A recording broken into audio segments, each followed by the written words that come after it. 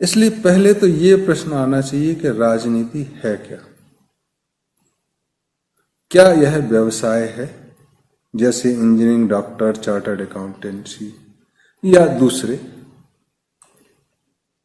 Politics अंग्रेजी का शब्द है जो एक ग्रीक से आया है, पोलिसिंग। जैसे पुलिस होती है उसकी तरह ये पॉलिटिक्स है। तो ये एक प्रोफेशन है और यहां गड्ढमड होता है कि एक व्यवसाय है जिसके तहत पूरे देश को छोड़ दिया गया है।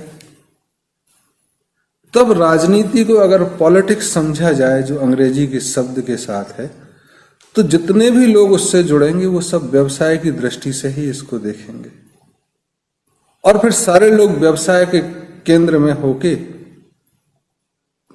चालित होंगे। फिर तुम कहोगे कि वो लोग जनहित की चीजें क्यों नहीं कर रहे? क्योंकि वो उनके व्यवसाय में नहीं आ रही हैं।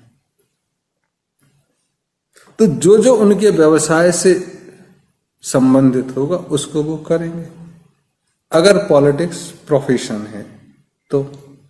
इसलिए भारत में इस शब्द पर बहुत ध्यान दिया गया। राजनीति व्यवसाय नहीं है, नीति है राज करने की या राज रखने की। और नीति जो नियामक से आए, प्रकृति से आए।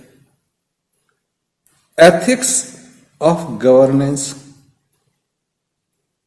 को राजनीति कहा गया है।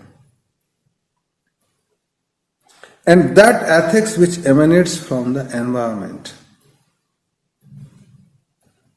सो in India or Eastern way of saying the Rajniti is totally different from what we perceive as a politics today.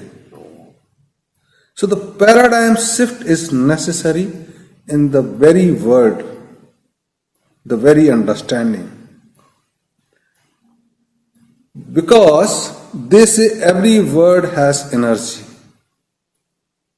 In India, they used to say the Sabd Brahma.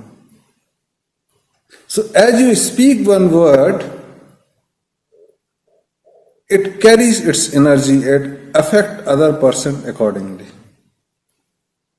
तब अगर पॉलिटिक्स की बात करोगे और प्रोफेशन है तो सामने वाला प्रोफेशन ही समझेगा उसको।